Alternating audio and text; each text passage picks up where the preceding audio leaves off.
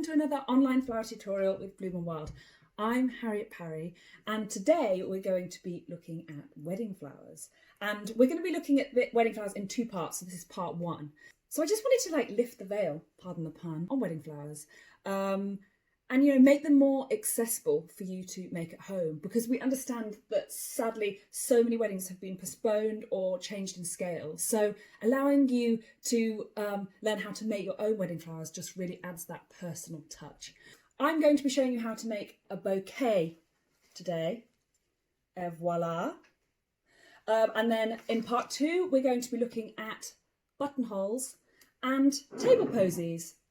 A few ideas behind that. So let's get started on the wedding bouquets.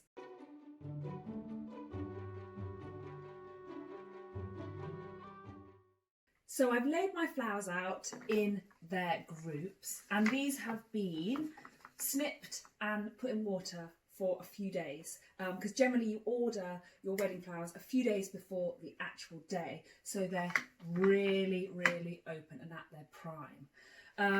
So yeah, they've been snipped and drinking, so they're really strong and beautiful, ready for making our wedding bouquet. I'm using the Harper, which is quite classic. We've got lots of creams and soft blush tones. And it's going to be a little bit different from 360, which I've got a tutorial on Bloom & Wild's IGTV and YouTube, which is all the way around. This wedding bouquet I'm going to make today is going to have more of a flat back, and it's going to be seen mainly from the front and the side because you are going to be holding it.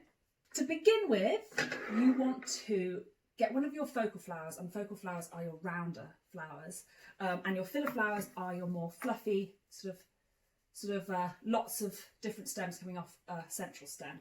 So we've got the September flower and your green bells. You've also got linear flowers, which these anti-rhymes are great, and they're great for height. And giving your bouquet structure and definition. But how I would start a flat-backed bridal bouquet, I would get a focal flower and perhaps a filler or a piece of foliage. We'll call the green bells our foliage. But I'm going to start with a September flower, and I'm just going to take some of the little bits off, which we can actually save for buttonholes, and put those to one side, which is going to be in part two next time. And I'm going to place them in my hand, sort of sat on top of each other, a bit like this, okay? And where my hand is, that's where we're going to be tying it off. So you want no foliage where your hands are below that. You want to keep a nice clean stem. So there you go. The next thing I'm going to do is get another filler or piece of foliage, a couple of sprigs here of these green bells. And I'm going to put it on a diagonal, okay? So it's going to go across like this. I'm going to open my finger where you will tie your bouquet. The next thing I'm going to do is get another filler, or maybe I'll get an alstroemeria. They've got a few heads, so it's sort of in between a filler and a focal flower. And I'm going to place that next door, okay? And I'm opening my finger. So we're starting a little bunch. And once you're sort of comfortable and you've got a few flowers in your hands, we're going to be working from the back to the front. And there's a little tip here. We want all of your stems to be on the same diagonal. So we'll just add a little bit of green bell.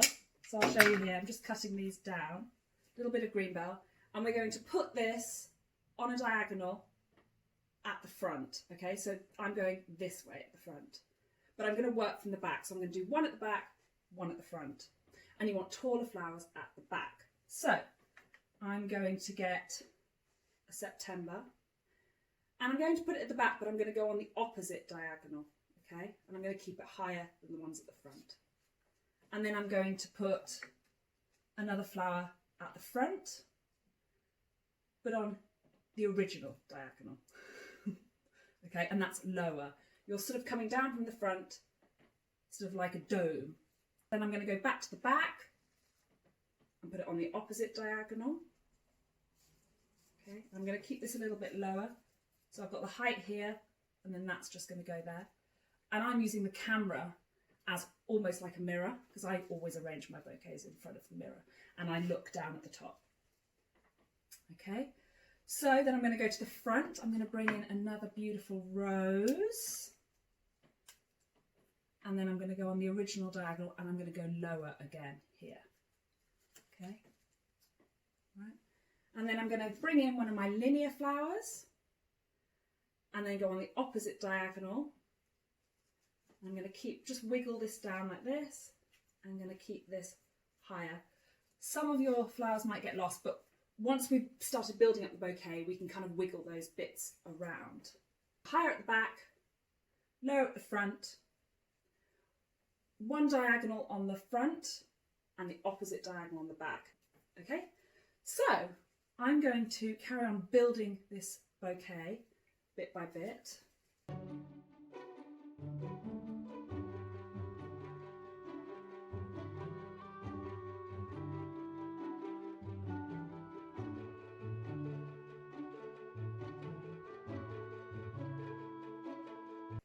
And I'd also like to mention, I'm just being very conscious of filling in the gap. So I'm looking at each of my blooms and I'm thinking, oh, that would fit nicely in that gap.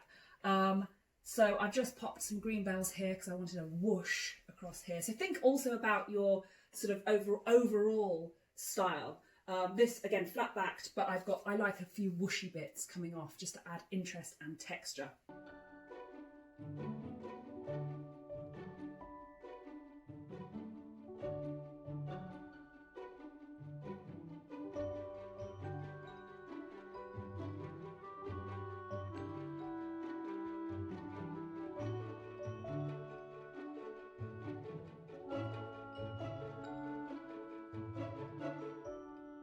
I'm going to bring some of my flowers up at the top because this bouquet is sort of quite a long, it's quite a triangular bouquet, and this is the back. You can see it's flat for when you hold it.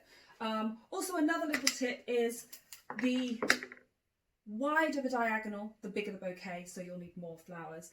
And the narrower the diagonal, the longer and skinnier it is.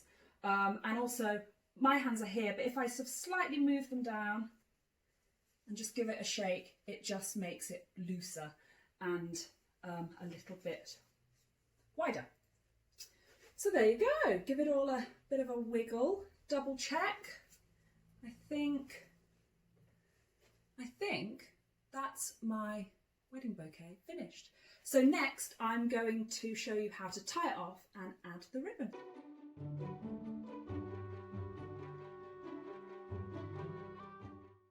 So now it's time to tie off your bouquet. And I've cut a length of twine off my reel there. It's about 50 centimetres. And I'm just going to make a loop. Okay, so 2 loose ends. And then I'm going to place, where my hands are, that's where we're going to tie, just above. And I'm going to place the loop on top of the bouquet. And you see you've got your loop there. I'm just going to grab my 2 loose ends, okay, and bring them through the loop and give them a bit of a wiggle, okay. And the bouquet's got a flat back, so no flowers are going to get damaged at the back. And you want to just pull it tight, but not too tight so you damage the stems. And then I want you to split the 2 loose ends and wrap them, go the opposite way, okay. So you're doing a crisscross, so you're going like this, back round, again. Just don't be too tight on your stems because you don't want to damage them. Okay? And then just you want to simply give it a knot. Again, not too tight. Your finger, I'm just going to double knot it to keep it really secure. Okay, there we go. I'm just going to trim that off. And voila.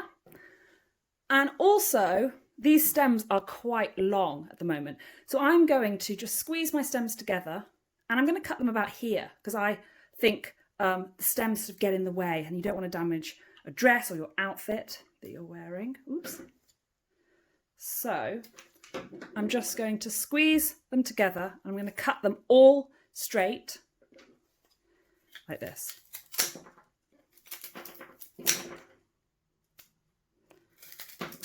Oops. Flying everywhere. There we go. You can see, just move my string like that. Okay, nice. Just give them a bit of a shake, a bit of a wiggle. And then I'm going to now add my ribbon.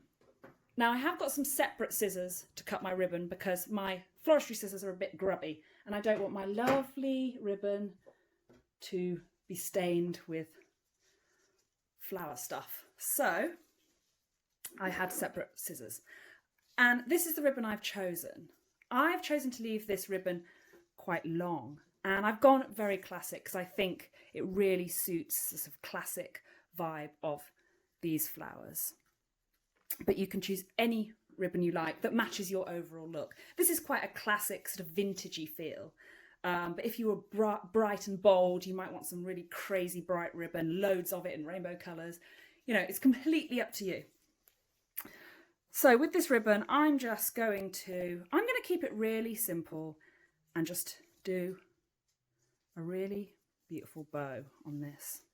Of course, you don't have to have a bow. You might want to just leave it, do a double knot, and then just leave your ribbon lovely and long like this. But I'm in the mood for a bow today, so I'm going to just do another knot to make it secure. So again, you could leave it like this, but no, let's give it a bit of a bow to really go with this sort of vintagey vibe.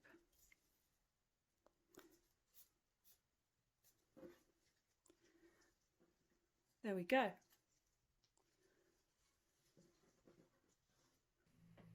So here you go, 2 different wedding bouquets, one with the Kate and one with the Harper. But like I said, you can use any flowers that you can get hold of from your garden, from your local florist, from your supermarket, flowers that fit your vibe.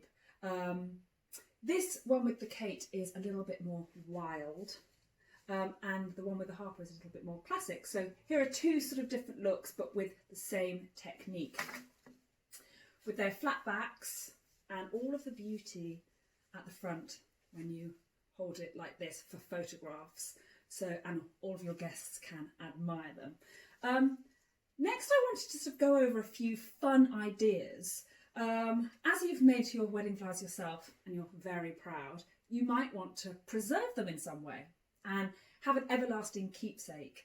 So I'm just going to go over a few fun ways that you can do that and have your happy memories forever. So a few playful ways to preserve your flowers. Number 1, you can dry them. So flowers that work best dried are flowers with lower moisture content. So actually I've got here some statice from a previous Bloom and Wild bouquet. Oh, and a crossbeater as well. And they dry really beautifully. So you can pop them in a vase and always be reminded of your bouquet. And how you dry them is you hang them upside down and you leave them in a dry place. And you leave them for a few weeks, keep checking on them, and they'll dry really nicely.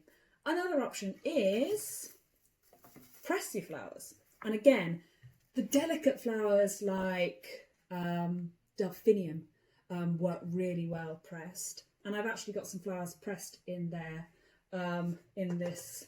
Use blotting paper and cardboard, and then you screw down your press. But you can also use really heavy books. I've done it with books as well. You place your flowers in the blotting paper, and then you shut your books and you layer them up and you leave them for 2 to 6 weeks. So that's a great way. Then you can make some art with it. Beautiful. Or bookmarks. Lovely, if you like reading. Another thing is I actually paint bouquets. So this is one of my little mini watercolours, and it's just another everlasting keepsake. So if you fancy getting your paintbrush out, give that a go. But yeah, have a go, be playful, be fun, and yeah, you'll always have your a reminder of your big day and the happiest of memories.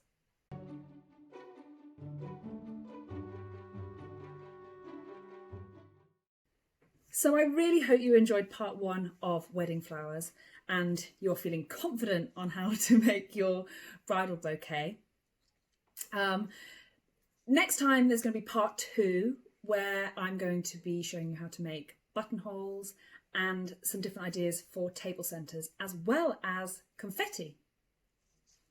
So do tune into that. If you are using Bloom and Wild flowers for your wedding, please tag us. That would be amazing. Or send them in so we can feature you. It's always lovely to see people enjoying flowers and spreading the love. So yes, I hope you'll join me again for part 2 on wedding flowers, and I will see you soon, and enjoy the rest of your week. Bye.